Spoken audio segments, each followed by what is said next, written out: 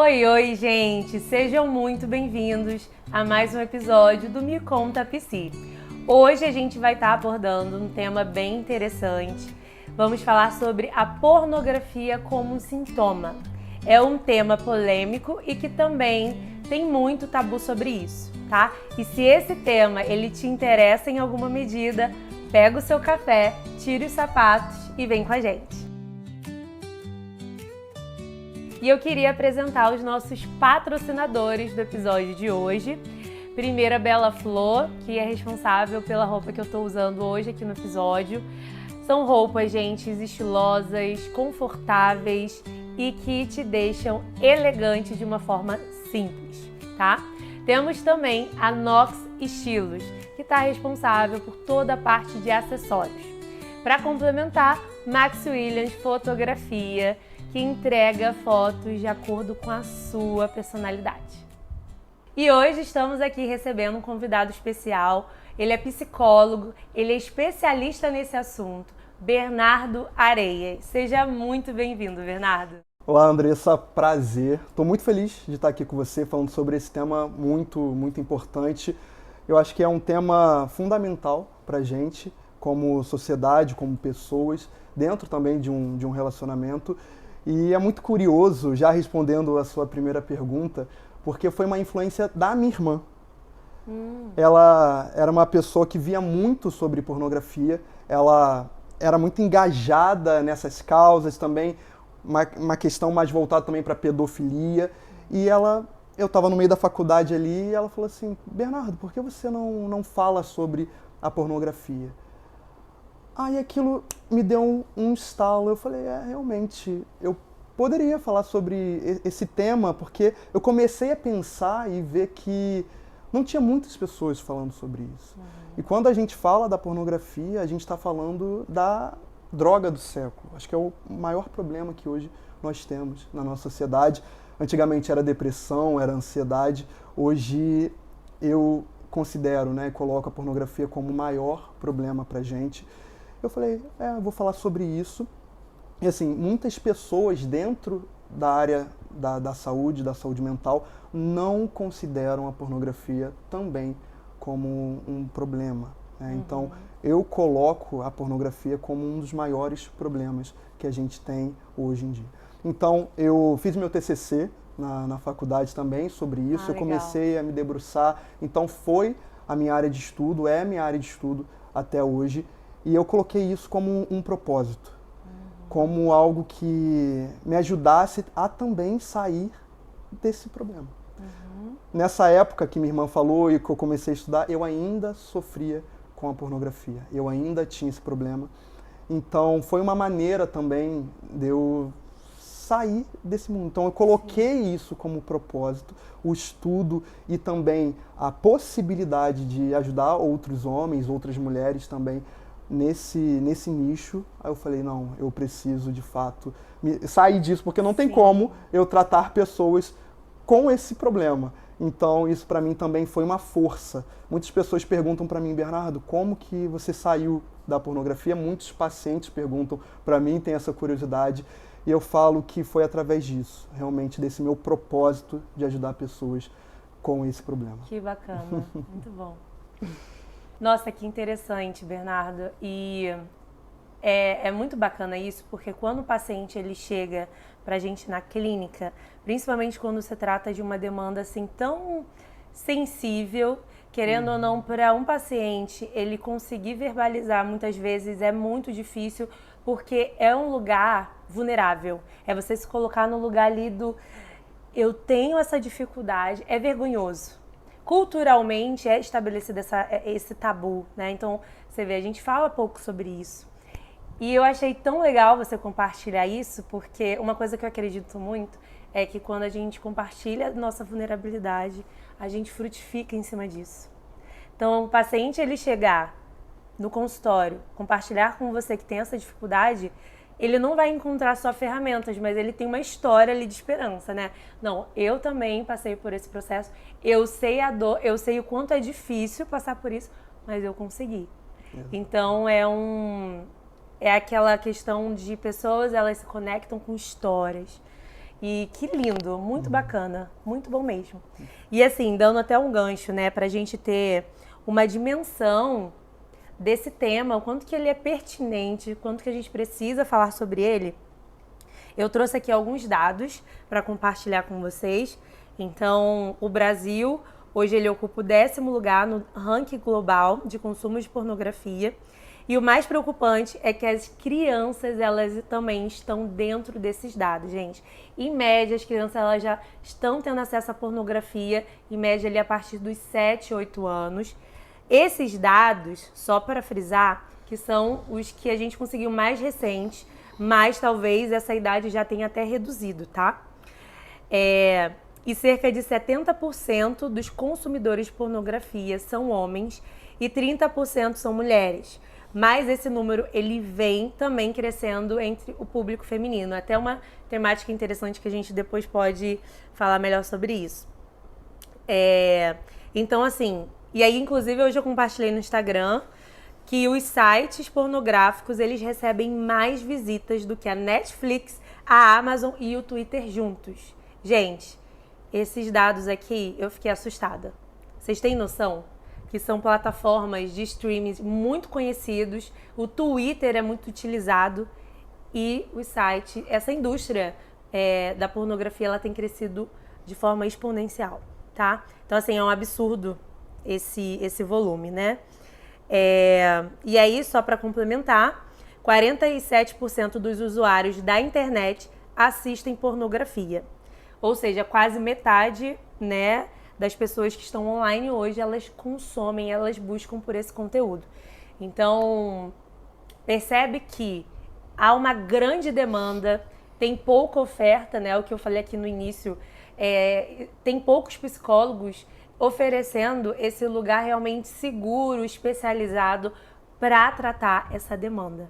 Então, quando a gente traz aqui esse conteúdo de qualidade, gente, vamos divulgar esse conteúdo, envia para aquela pessoa que você sabe que tem dificuldade com a pornografia, que tem levado ela por um caminho adoecedor, tá bom? E é muito interessante isso que você falou, porque o homem, ele é muito difícil assim de se abrir. O paciente chega para mim depois de muito tempo maturando, pensando, será que eu vou? Né? Então, exige realmente do paciente sair da zona de conforto dele. E assim, quando eu falo da minha história, muitos ali se identificam, porque é uma história onde eu fui viciado, por muitos anos eu vivi consumindo pornografia, tive também os mesmos sintomas, porque a pornografia ela é um sintoma, mas ela também acarreta em muitas consequências, em muitos malefícios, e eu compartilhando isso com eles, eles veem em mim, sabe, uma referência e uma esperança, como você falou. Eu acho isso muito legal, eu acho que conecta. Então, histórias, né, conectam com outras histórias e a gente realmente vai tendo esse trabalho de juntar, né, essas vivências, é muito bom. E também essa questão das crianças tendo um contato muito precoce com a pornografia, com 8, 7. Eu tenho pacientes que tiveram contato com pornografia com 5 anos de idade. E hoje eles têm 40, 45 anos. Então, 40 anos vivendo sobre esse jugo da pornografia. E quando a gente fala de um desenvolvimento neurológico ali da criança, a gente fala de um cérebro muito plástico. E é nessa fase que nós temos nossas experiências mais fortes, né? E essas experiências elas vão criando caminhos neurais muito bem fortalecidos. E elas vão se perpetuando, repercutindo durante toda a nossa vida. Então é muito difícil para um homem que tem 45 anos hoje se libertar disso, realmente, porque desde os 5, como que faz, né? Então a gente tem que realmente fazer um trabalho e a gente também vai falar sobre isso daqui a pouco, né? Sim, muito bom. E uma coisa que eu percebo e é algo que eu friso bastante na clínica com os meus pacientes é esse olhar também de autocompreensão, de compaixão também. Porque às vezes o paciente ele chega com uma demanda, como você falou, vive há 40 anos com aquela determinada demanda. pode ser que cause algum sofrimento ali e a pessoa chega na angústia, naquele... Eu só queria apertar o botão e me livrar disso aqui. Só que é um processo. É um processo. Principalmente quando a gente fala da pornografia, né? Que aí a gente está falando aí de um mecanismo que se assemelha muito a um vício, né? A pessoa realmente fica dependente. E aí quando você citou esse caso, desde criança acessando conteúdos de pornografia, eu imagino o quanto que ficou viciado esse cérebro. E aí agora como reeducar. O desafio é muito maior. A gente não pode comparar aquele paciente que iniciou ali o acesso na adolescência, chega para você na juventude, né? Então, às vezes a gente tem muita pressa e ansiedade em resolver as nossas demandas. Então, acho que é importante a gente frisar aqui essa importância de ter esse olhar que até é uma ferramenta que a gente utiliza muito, que é da aceitação. Às vezes eu resisto, né? Eu sinto raiva de ter dificuldade nessa área. Eu fico resistente e isso acaba, de certa forma, cognitivamente falando, me distanciando de uma melhora. Eu acabo prorrogando o meu processo, ao invés de eu aceitar. Não, eu tenho essa demanda, eu vou lidar com isso aqui. Independente do tempo que eu precise, deixa eu lidar com isso aqui, né? E aí a gente tem hoje profissionais se especializando nessa demanda realmente para acolher. E aí, assim, dando uns passos atrás, para a gente não mergulhar de cara nesse assunto que abrange tantas coisas, né? Mas eu queria levantar a pergunta do que seria pornografia. Porque quando a gente ouve essa palavra, a gente de cara já, logo, pelo menos assim, no meu caso, já vem em mente imagens explícitas, né? Muito nesse sentido, vai por esse caminho. Mas a gente sabe que abarca questões muito mais amplas, né? Afeta a questão emocional, fala da história, o significado, o que aquela pessoa está buscando ali nesse meio, né, de refúgio ou autorregulação. Então, como que você definiria, Bernardo, pornografia? Bom, Andressa, trazendo uma definição mais bem definida ali, a pornografia é todo material sexualmente explícito, que primariamente é designado a produzir excitação sexual no seu espectador, né? Então, a sua origem vem de dois termos gregos, que é o porné e o grafé. O porné significa meretriz, prostituta, está muito ligado ao lado comercial do sexo, e o grafé significa grafia, escrita, escrito. Então, etimologicamente falando, a pornografia seria o registro de uma prostituta. Mas a gente sabe que a pornografia não é só isso. Hoje, com o avanço da internet, com o avanço também das redes sociais, a gente encontra muito conteúdo erótico dentro, por exemplo, do Instagram, do TikTok, do Twitter. Twitter muitas das vezes explícito. Mas a pornografia, a gente fica nesse imaginário que a pornografia é ou foto ou vídeo, mas também existe escrita. Existem livros também que são eróticos, que falam sobre pornografia, e com a tecnologia avançando muito hoje em dia, também até mesmo as inteligências artificiais. Eu tenho um paciente que ele consome pornografia de uma forma totalmente diferente do tradicional, como a gente pode dizer, porque ele consome pornografia através de uma inteligência artificial, mas não gerando fotos ou vídeos, mas conversando com essa inteligência artificial. Então, assim, hoje a pornografia não é somente fotos ou vídeos ou um site pornográfico. Existem muitas maneiras de se fazer pornografia e existe, né, voltando um pouquinho para as redes sociais, para o Instagram, para o TikTok, existem conteúdos de sensibilizadores, que sensibilizam o sujeito a querer mais estímulo, a querer realmente algo explícito. Então, a gente também enfrenta, hoje em dia, esse problema da própria rede social. E eu falo que a rede social é um grande vilão meu, é um grande inimigo meu, porque o paciente chega para mim, Bernardo, poxa, eu tô com uma dificuldade enorme em relação a isso, mas não assisti vídeo pornográfico explícito, mas eu vi conteúdos ali no Instagram, uma mulher rebolando a bunda, ou enfim, conteúdos desse tipo que não são explicitamente ali pornografia, mas também sensibilizam o cérebro do sujeito, é um gatilho e, de certa forma, é um conteúdo erótico. A gente também fala que o Instagram, o TikTok, o Twitter, tem conteúdos mais eróticos do que as primeiras revistas Playboy, lá na década de 50. Então, hoje, quando a gente olha e se pergunta o que é a pornografia, a gente é só olhar para o lado. A pornografia, ela também está nas séries, nos filmes, nas músicas, e a nossa sociedade, infelizmente, se tornou uma sociedade pornificada. Então, quando a gente fala sobre a pornografia, é um grande desafio, porque qualquer discurso contra a pornografia se torna um discurso moralista, se torna um discurso conservador. Então, a gente também tem que lidar com esse entendimento que a pornografia é sim um problema, mas como está tão entrelado, né, tão entrelaçado à nossa sociedade, é quase intrinsecamente, né, ali junto à nossa sociedade, à nossa cultura, as pessoas acham normal e normalizam. Mas, de fato, tem muitas formas de pornografia e a gente realmente lida indiretamente com isso também, consome também indiretamente pornografia, muitas das vezes. A gente nem está sabendo que está consumindo, né? Sim, verdade. Eu acho legal também a gente voltar um pouco no passado e a gente se pergunta também como que a pornografia ela se insere na nossa sociedade, na nossa cultura.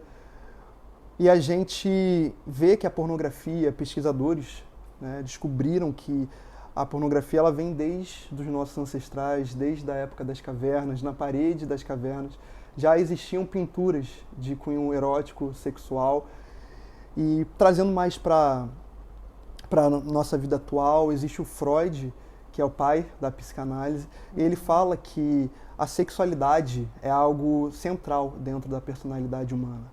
E na década de 60, um pouco, né, mais próximo da gente, existiu e ocorreu a revolução sexual junto com o movimento hippie nos Estados Unidos, onde se pregava-se que você tinha que ser livre, tinha que quebrar tabus, é o carpe diem, viva a sua vida do jeito que você quiser, aquela frase, né, aquele lema, sexo, drogas e rock and roll. Então, já estava até sendo preparado, né, esse terreno já estava sendo preparado pela própria psicanálise de Freud. E até um pouquinho antes disso, surge a Playboy, na década de 50, e a Playboy, ela surge com objetivos políticos, mas com uma roupagem socialmente aceita. E a partir disso, há uma sensibilização de toda uma sociedade.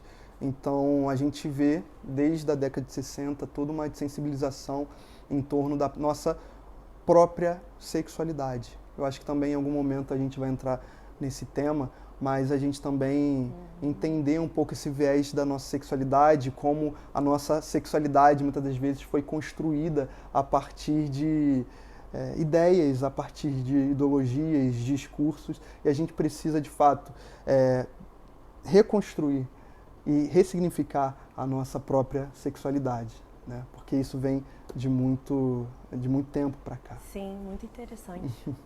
E é interessante, Bernardo, quando você traz essa questão historicamente, como que a pornografia ela já estava presente, né, de alguma forma na sociedade. Eu estava vendo uma entrevista esses dias e uma psicóloga falando, né, que o irmão dela, né, hoje eles já são de idade, mas o irmão dela relatava para ela que ele pegava, na época, né, vamos colocar ali 1996, 95, pegava revistas da Natura, revistas de lingerie, né? Tem aquela parte de peças íntimas e são meninas ali como modelo, mostrando peças íntimas, e ele já, através daquelas imagens, já se estimulava a imaginação.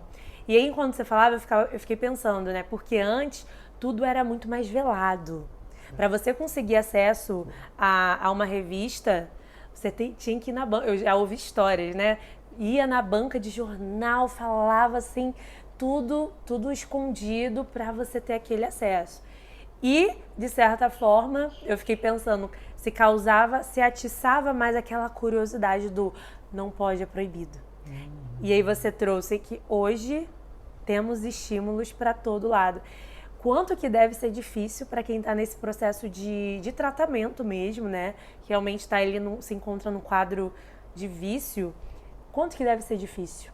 Porque, por exemplo, um paciente que ele está em processo de sair do vício do álcool, às vezes quando vai na praia é um gatilho, porque a praia era um local que sempre tomava uma cerveja. E aí a gente sempre vai se atentando a esses ambientes que estimulam ou que são como um gatilho. E a gente vai pensar num paciente com essa questão, né? Com essa problemática com a pornografia, deve ser um grande desafio e é um trabalho, assim, árduo, né? Mas, voltando até no tema do episódio, a gente quis frisar a pornografia como um sintoma, porque assim como outras demandas como ansiedade, às vezes a gente olha, por exemplo, para a ansiedade como a questão em si, mas é um sintoma, né? É o nosso corpo comunicando ali que algo não vai bem. A pornografia, o vício em pornografia, ele também vem como um sintoma. E aí a gente vai entender agora, né? Como que seria para a gente entender o que abarca aí esses sintomas que a pornografia traz para a vida do sujeito. E ótima sua pergunta, Andressa, porque a gente tem que, de fato, olhar a pornografia como sintoma, mas você falou uma coisa muito interessante, até a questão do alcoolismo, né? Que a gente vê muitas pessoas dependentes do álcool e elas precisam, de certa forma, se abster desse material, da bebida. E o que a pessoa faz muitas das vezes? Ela tira os gatilhos, ela tira os estímulos. Então, uma pessoa que está, né, tentando nesse processo de recuperação ali em relação à bebida, ele não deixa uma cerveja dentro da geladeira. Ele vai tirar aquela cerveja para que não tenha o gatilho e o desejo, o impulso de consumir aquela cerveja. Com a pornografia é diferente, porque o paciente ele está totalmente já sensibilizado, porque ele o tempo todo com estímulos à sua volta. Então é exatamente isso que acontece. O paciente ele pode até tirar uma pornografia, um material pornográfico do celular, pode tirar da TV dele, do computador dele, mas no momento que ele sai de casa, ele já está entrando em contato com a pornografia, porque a pornografia, de fato, está em todo lugar. Então, existem muitos estímulos, diferente um pouco da droga, né, da droga sintética, do álcool, até mesmo do cigarro. Então, a pessoa está ali querendo parar de fumar o cigarro. Ele não vai deixar uma carteira de cigarro na estante dele, no escritório dele. Ele vai tirar aquilo, mas a pornografia é muito difícil, por isso que a gente tem que, de fato, fazer um trabalho, ter esse processo terapêutico para que a gente consiga ressignificar e mudar o nosso olhar em relação à própria pornografia e também à nossa própria sexualidade. E voltando para a pergunta agora, quando a gente fala de pornografia como sintoma, a gente pode estar falando de muitas coisas.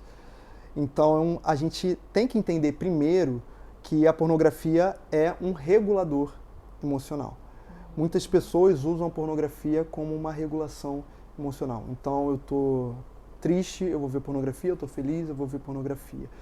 Mas a gente entende que a pornografia ela pode ser um sintoma também de um transtorno mental, de uma depressão, de uma mania, até de uma fobia social, porque a pessoa ela não se sente capaz de lidar com o outro, de se relacionar com o outro, então ela vai para o caminho mais fácil, que é o consumo de pornografia, porque é ali, no quarto dela, ela se isola, ela não precisa ter contato com ninguém. Então, assim, a pornografia ela pode vir de um transtorno mental, mas ela também pode ser uma dor emocional, como uma solidão, como um estresse, ou até mesmo uma desconexão.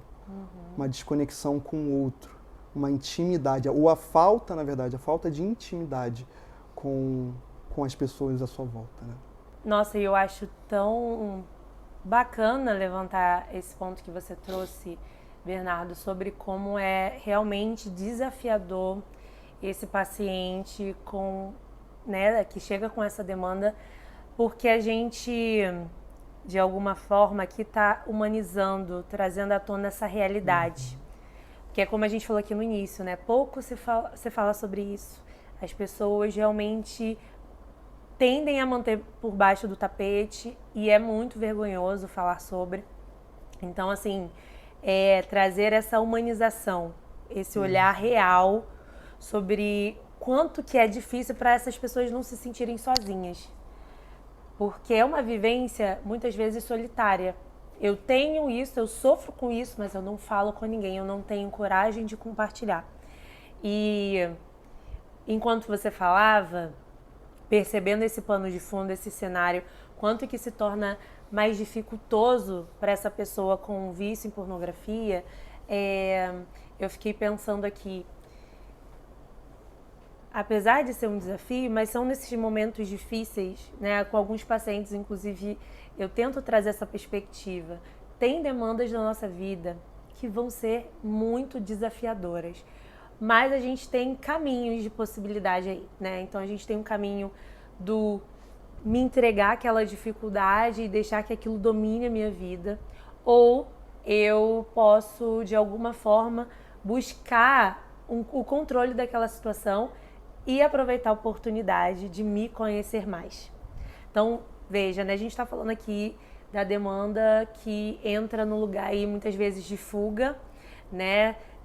Quando ele traz essa questão assim social, se você está com depressão, de certa forma, a pornografia, ela tem ali uma função de fuga, de alívio, de conforto emocional. Então, facilmente você busca aquilo repetidas vezes. E aí, indo um pouquinho, puxando um pouquinho a sardinha para nossa abordagem de atuação. Enquanto o Bernardo citava aqui, né, o quanto que é desafiador, porque realmente hoje tem pornografia para tudo que é lado, né? A gente pode identificar gatilho em detalhes assim do nosso dia a dia. É muito a gente se perceber nesse momento do porquê que eu tô sentindo o desejo nesse momento, o impulso agora. Fala de alguma coisa, aconteceu alguma coisa na minha relação, eu ouvi algo que alguém não gostou, eu não tenho me sentindo bem. É esse olhar mais consciente do aqui e agora mesmo. Por que eu tô mais sensível a isso, a esse estímulo? Por que isso aqui tá me atraindo? Então, assim, a gente até depois pode falar, né, sobre mais formas de lidar com esse momento, mas eu vejo como uma grande oportunidade desse se conhecer e exercitar essa autoconsciência aqui e agora. E esse diálogo interno, né, do não, eu não quero continuar dessa forma, né? E aí um ponto, só para eu não esquecer aqui, né, depois o Bernardo pode falar melhor, mas uma coisa que eu utilizo muito como ferramenta no consultório é substituição de comportamento. Às vezes a gente quer, né, extinguir algum comportamento como um vício, como aquela prática que a gente não tá levando a gente para uma vida disfuncional, mas a gente não busca essa substituição. Então, assim, quais são os recursos aqui de socorro para mim? É ligar para alguém? É chamar alguém para ficar aqui comigo porque eu tô sozinha em casa? É fazer um exercício físico que, querendo ou não, dá essa autorregulação que às vezes a gente precisa? Enfim, existem muitas ferramentas e, gente, só para abrir esse parênteses aqui, nem todo mundo vai conseguir sair sozinho, vai conseguir superar essa demanda sozinho. Muitas vezes a gente precisa sim de uma ajuda, de um acompanhamento com um profissional ali, com a escuta atenta, sabe? Aquele lugar seguro onde você pode se abrir. Inclusive, já deixo aí o contato do Bernardo, caso vocês realmente tenham interesse. Uma coisa até que eu comentei no meu Instagram, que é natural que as mulheres se sintam mais à vontade de falar sobre isso com mulheres e homens com homem. Então, o Bernardo é um profissional que eu super indico. Então, assim, não deixe de pedir ajuda, seja por vergonha, sabe? Eu entendo que é difícil, mas é possível. É um caminho que, apesar de ser desafiador, não é impossível de conseguir. E aí, gente, já quero dar aqui o gancho numa próxima pergunta que eu achei bem interessante. Como que a pornografia, qual a influência que ela tem nessa relação da pessoa com o próprio corpo e o quanto que isso também impacta na relação com o outro, né? Então, assim, se a gente está falando aqui de um cenário de uma pessoa com vício em pornografia, quando ela vai para essa relação sexual real com o outro, qual o impacto que isso tem, tanto com o corpo dela, né, e com o da outra pessoa? E muito bom você também falar isso, Andressa, porque quando a gente fala da pornografia como sintoma, a gente tem que automaticamente se fazer aquela pergunta: qual o problema que eu estou tentando resolver com isso? Qual o problema que eu estou tentando resolver com a masturbação, com a pornografia? O que está por trás? O que está no pano de trás, né? Então, a gente tem o sintoma, então a gente também tem a causa. Como a gente falou, transtornos mentais, um episódio de mania, depressão, uma ansiedade social, mas também uma solidão, uma não capacidade de lidar com os próprios problemas. Então ele vai para a fuga emocional, para o caminho mais fácil, onde você consegue ter um prazer rápido, imediato e fácil. Então, qual a melhor maneira de eu lidar com o meu problema? E a gente fala muito na TCC, na terapia cognitivo-comportamental, puxando sardinha pra gente aqui, sobre a tolerância ao mal-estar. E as pessoas, elas não conseguem lidar com o mal-estar. E é por isso que a gente tem que aprender de maneiras saudáveis como lidar com aquele problema. Então, a pornografia como fuga, como uma anestesia também. Então, você está se sentindo mal, você está se sentindo incapaz e você quer se anestesiar. Porque você vai lá ver pornografia, se masturba, tem o prazer, o orgasmo e você se sente melhor. Mas isso é uma enganação. Isso é uma mentira. E é que eu falo, né? A pornografia é a maior mentira já contada. Porque a gente acha que é algo bom. E no passado também traziam isso pra gente como algo bom. A gente sempre foi incentivado a ver pornografia, desde lá da nossa infância, como a gente já falou. Então a gente acha que aquilo vai resolver ou solucionar nosso problema naquele momento. Mas não, ele só encobre um problema maior. E quanto mais cedo a gente entrar em contato com essa dor, com essa causa, mais fácil também vai ser a gente lidar com a pornografia e tirar esse sintoma da nossa vida, entende? Então, uma ilusão emocional, né? Então, isso é clássico também, até mesmo nos meus pacientes, porque muitos ali não conseguem lidar com a própria realidade, aí eles vão para a pornografia porque ali ele tem controle. Ali ele tem a mulher que ele quer, ele tem o tempo que ele quer, é no momento que ele quer e ele ali é o maioral. Sim. Então ele não precisa lidar com ansiedade, ele não precisa, pacientes solteiros, que eu sempre trabalho isso, tem muita ansiedade de como falar com mulher, como interagir com uma mulher, e ali ele não tem ansiedade, anula essa questão da ansiedade. Então ele ali realmente consegue ter o controle. É mais confortável. Ele é o homem, sabe? Ele é o cara ali naquele lugar. Então a gente lida com todas essas dores. É uma variedade de dores. Quais são as dores, Bernardo? Muitas. Muitas. Ansiedade, estresse, tristeza, solidão, uma incapacidade de lidar com as suas próprias responsabilidades. Então a gente realmente tem que investigar a fundo todo esse histórico também do paciente, né? E cada paciente é único. Eu acho que a gente vai falar isso daqui a pouco, mas cada paciente é único. E a gente tem que ter um raciocínio clínico para aquele paciente. É algo individual de cada um. Entende? Então, qual é a sua dor? Qual o problema você está querendo resolver com a masturbação, com a pornografia?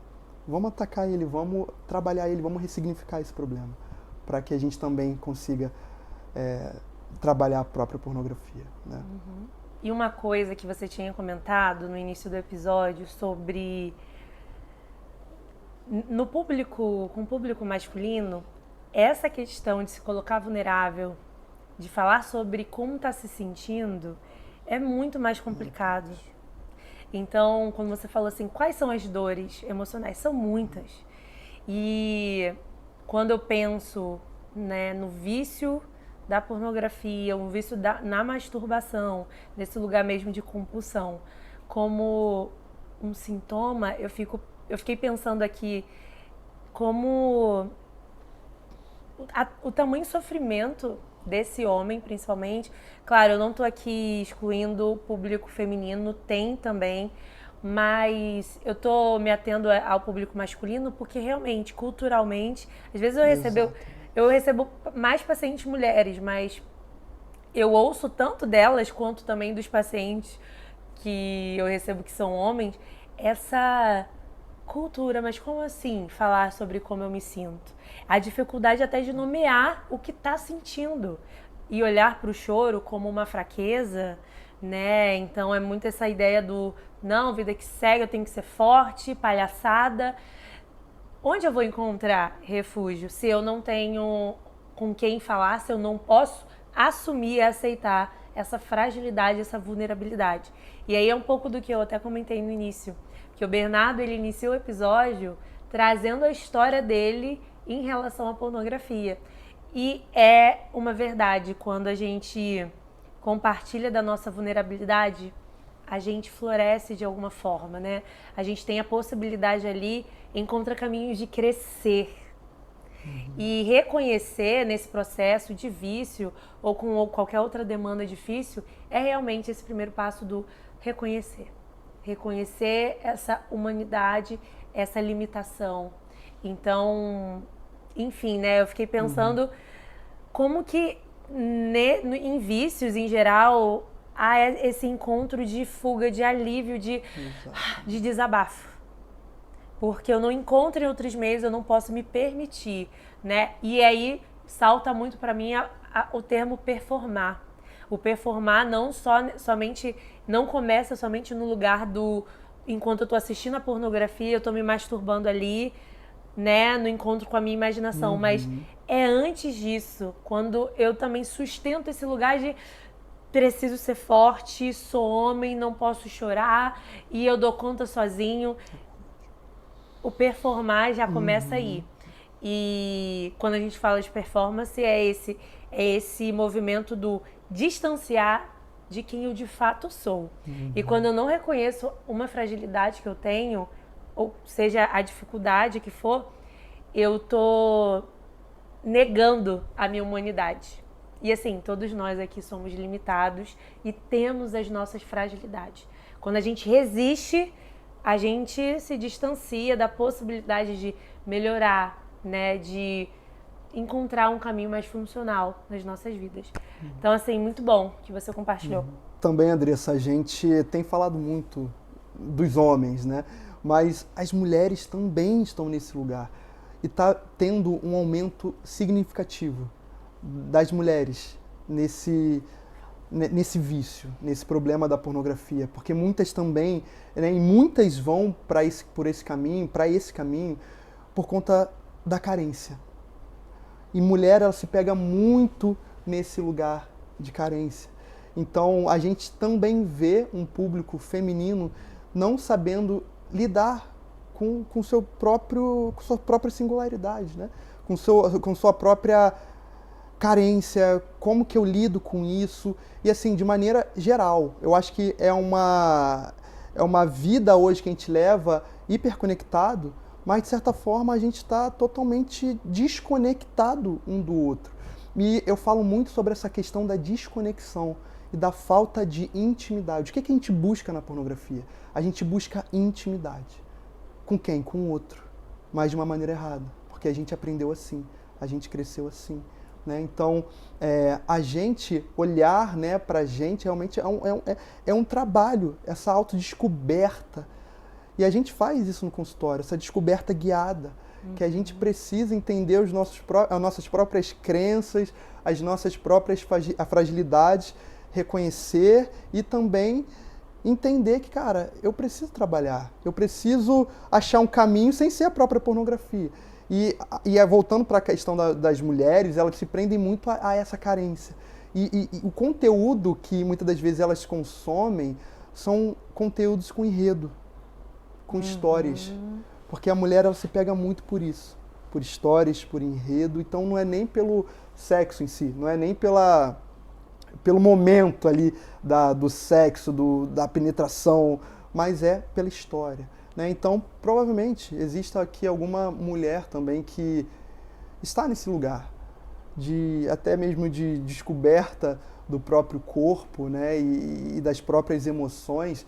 Então, é para você também isso, para você entender, né? Como eu me posiciono também, como eu lido com essa carência que eu tenho, né? Então, é muito para o público masculino, mas também tá vindo uma crescente também no público feminino por conta disso, por não saber lidar com a própria carência, né?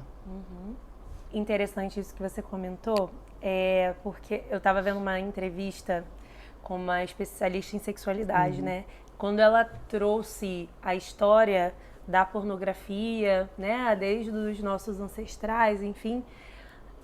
A pornografia, quando foi entrando na indústria pornográfica, o conteúdo em si ele era muito mais voltado para os homens, né? Então, trazendo a mulher muito mais com esse objeto sexual, com cenas muito mais grosseiras, né? Talvez colocando realmente a mulher ali em sofrimento, focando no público masculino. Quando a gente olha para os dados, essa crescente nos dados onde as mulheres vêm crescendo como esse telespectador de pornografia, dá pra gente perceber que a indústria ela realmente está engajada em cada vez ter recursos com isso, né? E um ponto que eu queria falar, que quando você traz essa questão do enredo, né?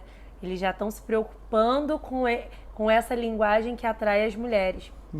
A gente tem, por conta toda dessa cultura, são tantas ramificações que vai me vindo alguns pontos aqui, mas a cultura em relação a afetar a autoestima da mulher hoje tá cada vez assim mais empenhado. E pouco a gente fala de autoestima entrelaçado a homens, mas existem muito. Inclusive a pornografia, ela pode vir até como um sintoma dessa baixa autoestima também, né? Então é uma demanda que também decorre no público masculino, mas se a gente for parar para pensar assim, quanto que eles estão se aperfeiçoando. E eu vejo como um convite, né? Não só a demanda do vício em pornografia, mas é um convite a gente se provocar, sabe? Nesse aspecto. Por que a gente tem buscado tanto esses meios que são mais fáceis, esse imediatismo?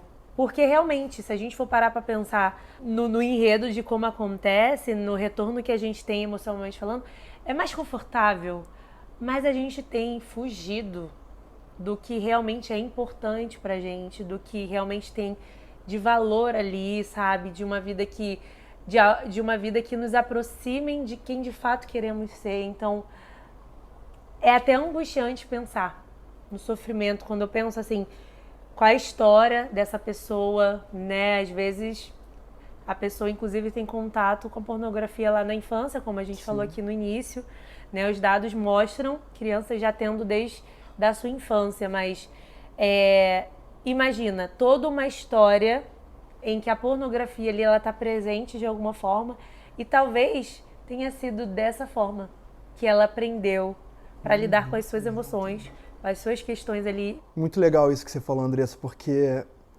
no consultório eu pergunto exatamente isso. Porque a pessoa, ela não sabe viver a vida, ou ela não sabe pensar em si mesma sem a pornografia.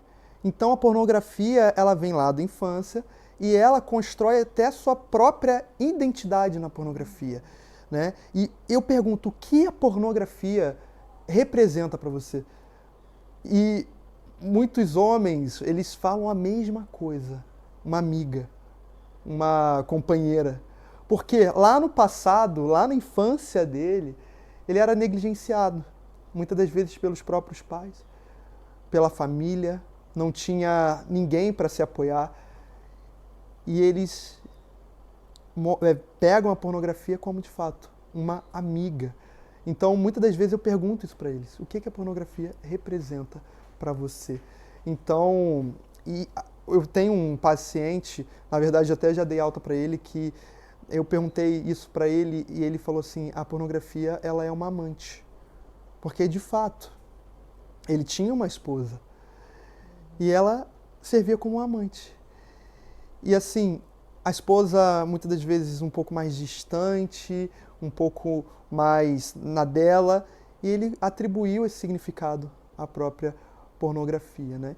Então, é exatamente isso que você falou. O que, de fato, a pornografia também representa para você, e é isso que a gente precisa desconstruir, né, na vida dela, da pessoa.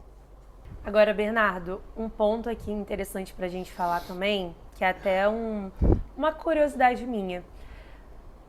Quanto que esse estímulo, né, desses conteúdos pornográficos, eles influenciam na relação da pessoa com o próprio corpo e com o corpo do outro também, né? Então, às vezes a pessoa já se relaciona, tem aquela experiência do contato sexual real, mas a gente sabe que tem influências. Então, assim, como que isso funciona?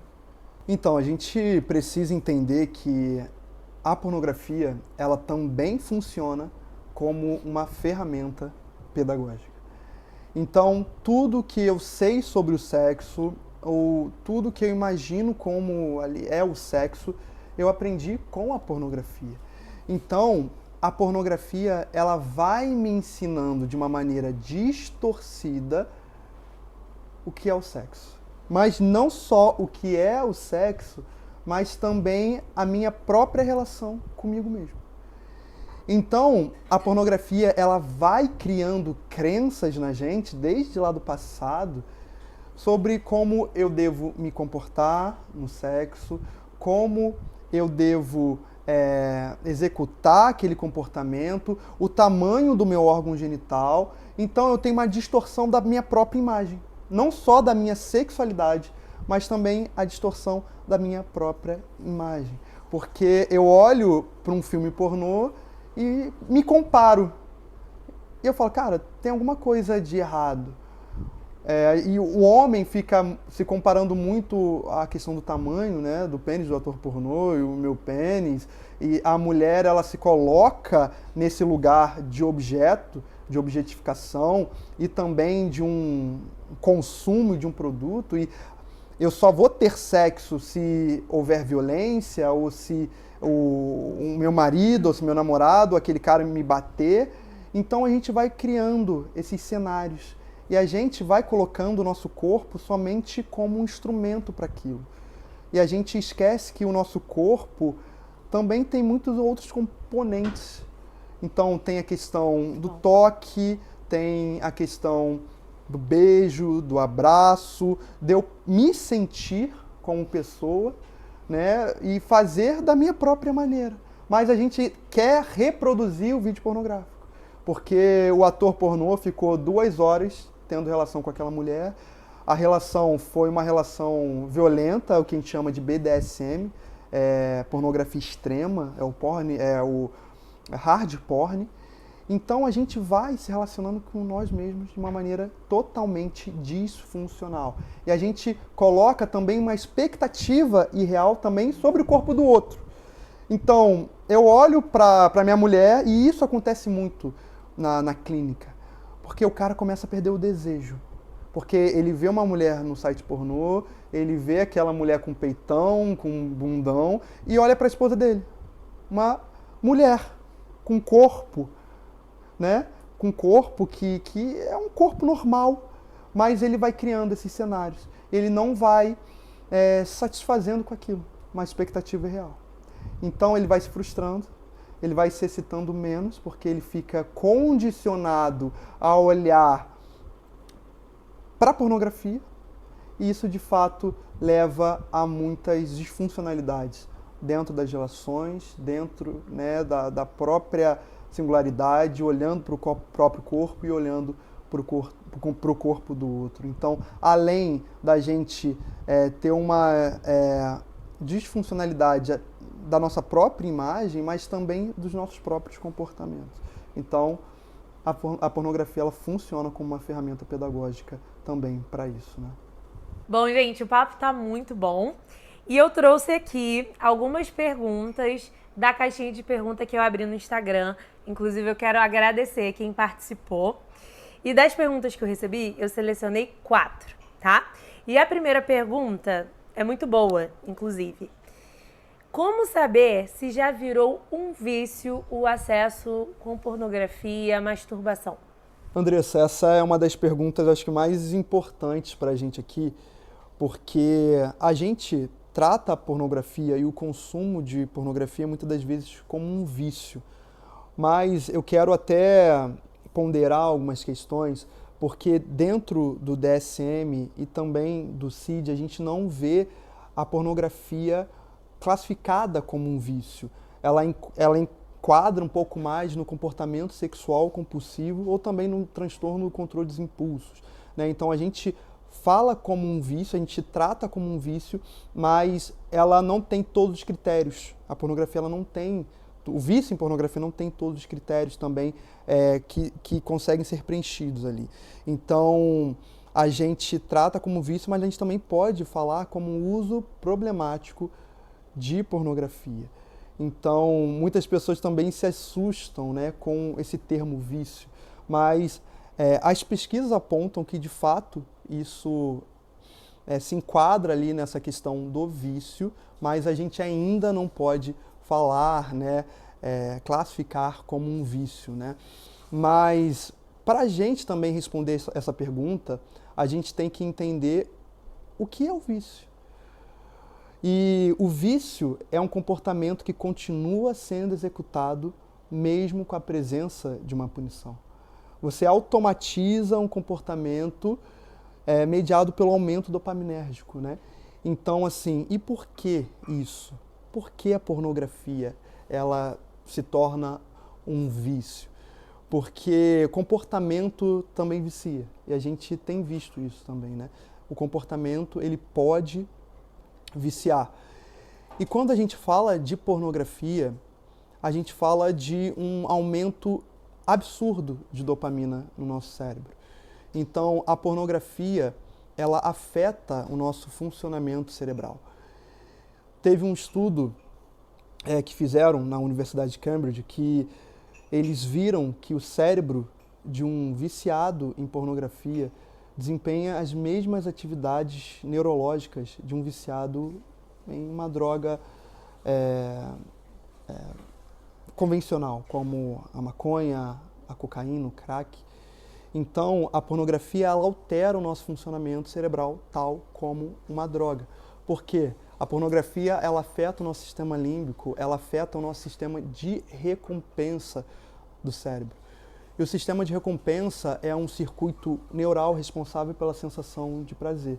E pelo aprendizado ele pode dar a origem à repetição de um comportamento, porque o nosso sistema de recompensa ele é plástico. E quando a gente fala de pornografia, a gente também tem que falar de dopamina. A dopamina é um neurotransmissor, ela é um neuromodulador que modula circuitos de neurônio no nosso cérebro. E ela está muito mais ligada à motivação do que com o próprio prazer em si. Então, toda vez que a gente come uma coisa gostosa, joga bola, malha, faz uma atividade física, a gente está gerando dopamina no nosso cérebro.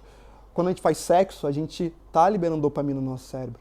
Eu queria pegar até o sexo como exemplo, que é uma das atividades que mais gera prazer e dá prazer para o ser humano. Quando a gente faz sexo, a gente está liberando 20 bolinhas de dopamina. A gente está jogando 20 bolinhas de dopamina de um neurônio A para um neurônio B.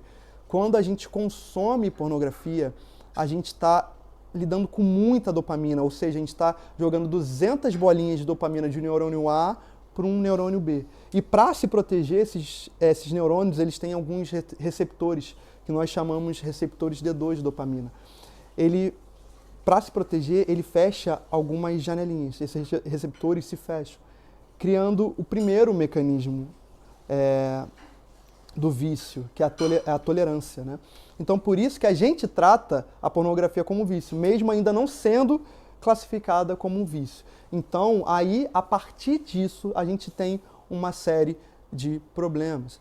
Então, voltando um pouco para a pergunta, eu acho que agora a gente consegue entender mais, até porque a gente chama a pornografia como vício, a gente trata ela como tal, a gente percebe a questão do vício sempre num ambiente quando a pessoa ela não consegue parar.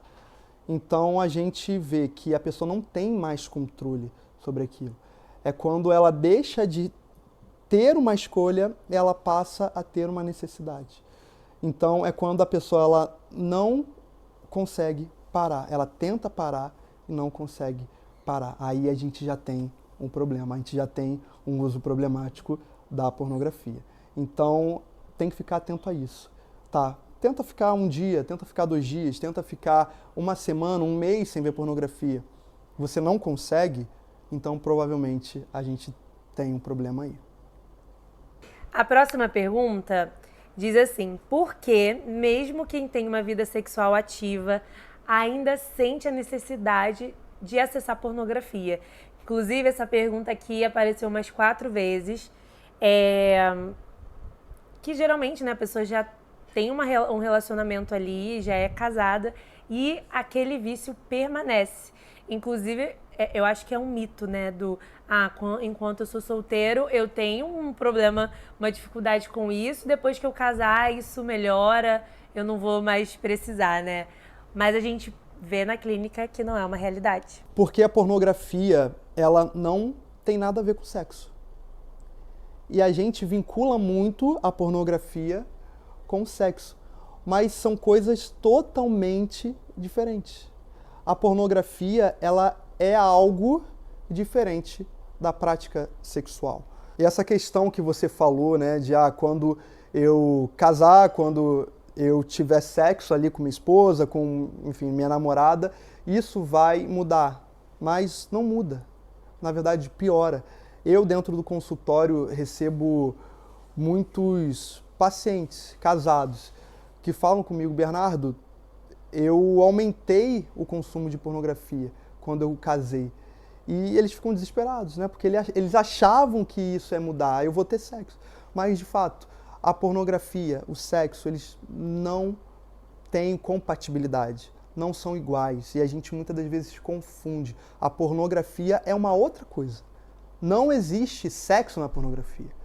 Não existe prazer na pornografia. Existe um cenário. Existe um sequestro, de fato, do seu prazer. Então, quando a gente fala disso, além dessa questão, existe toda a questão neurológica. Então, você tem muito mais estímulo com a pornografia. E quando você vai para o sexo, você não atinge o mesmo estímulo que você atinge na pornografia. Ou seja, você condiciona toda a sua excitação sexual à pornografia. É muito mais fácil. Você não precisa do outro. Você não precisa satisfazer o outro. Você não tem a ansiedade em relação ao outro. Então, é uma prática isolada. E você pode fazer da forma que você quiser, você pode fazer do tempo que você quiser, e é muito mais estimulante, né, para o seu cérebro. Então, muitas pessoas rejeitam o sexo para realmente ter o consumo de pornografia e a relação com a pornografia. A próxima pergunta, a gente já até falou, né, de certa forma a gente já respondeu ela, mas eu acredito que seja uma dúvida muito comum. Se o vício em pornografia tem cura, se existe tratamento? Então, essa é uma pergunta muito comum que eu recebo, e os pacientes eles procuram, né, saber sobre ela, porque a gente tem essa esperança da cura, a gente tem essa esperança de nunca mais consumir pornografia, mas quando a gente entra nessa questão, a gente não pode falar cura, porque eu não tenho garantia de que você nunca mais vai ver pornografia. A gente tem a remissão de um sintoma, a gente tem a remissão desse comportamento, entende? Então a gente vai ter um tratamento, a gente tem um processo terapêutico, a gente tem um tratamento, né? E a partir da terapia cognitivo-comportamental. Então, como um transtorno mental não tem cura, a gente não fala cura, porque a gente não tem evidências científicas de que você vai ser curado daquele transtorno, a pornografia a mesma coisa. Então não, a gente não fala sobre cura, não tem cura, mas tem tratamento. Bom, e por último, a última pergunta fala: como a fé e a espiritualidade podem ajudar nesse processo sem gerar culpa? Inclusive, eu imagino que culpa seja um sentimento mais comum nesse processo, né, de tratamento, de busca de ajuda, desse sofrimento. Dentro do consultório, a gente também usa muito a espiritualidade, a religião, a fé do paciente para também trabalhar esse próprio processo da pornografia, porque a pessoa, ela cria um propósito a partir disso, a partir da espiritualidade, daquilo que ela vive, até mesmo em comunidade, em grupo. Então, a pessoa, quando ela tem uma religião, ela tem uma crença, ela traz isso como uma substituição à pornografia. Então, ela traz um prazer, ela volta o seu prazer para isso. E também, quando a gente fala do tratamento, a gente fala sobre substituição, até mesmo como você falou, Andressa. Então, a gente traz isso como um propósito. Isso faz um sentido para a pessoa. A gente tem que também resgatar o próprio propósito e o sentido da vida daquela pessoa. E a religião, ela tem um papel fundamental nessa questão. Então, ela se encontra na religião, ela se encontra nessa espiritualidade que atravessa ela de uma maneira muito grande. Então, ela projeta sobre a própria religião e a espiritualidade algo que ela projetava na pornografia, que é uma esperança, que é um refúgio. Então, a espiritualidade, a fé, ela pode ajudar nesse sentido. Até mesmo em comunidade, você também se preencher das pessoas que estão ali, do grupo que você tem, você estabelece relação com aquelas pessoas, as pessoas também com o mesmo propósito, com o mesmo objetivo, sabe, com a mesma visão. Então, isso reforça muito a sua presença e a sua autoestima também, né? Aí até a sua própria visão sobre si. Então, isso é muito bom. A fé e a espiritualidade, elas também podem ter uma influência muito grande na pornografia. Nossa, Bernardo, que contribuição rica.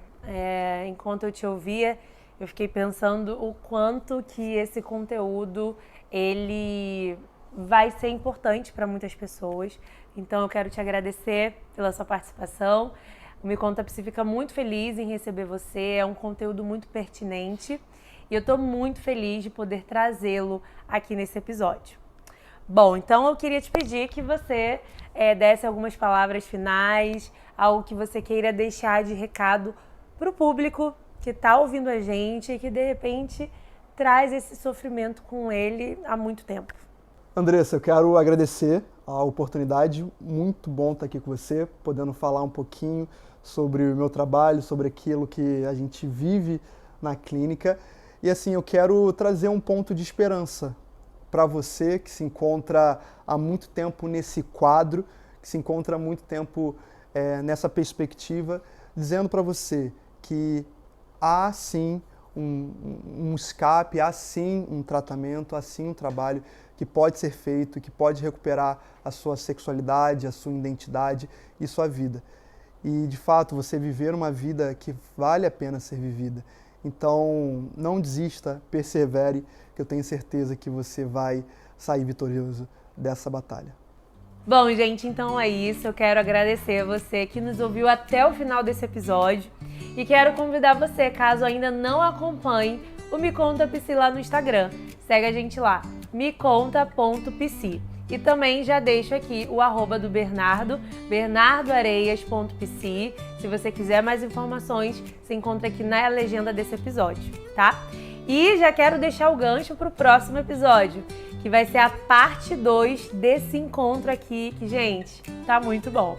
Te vejo lá. Beijo!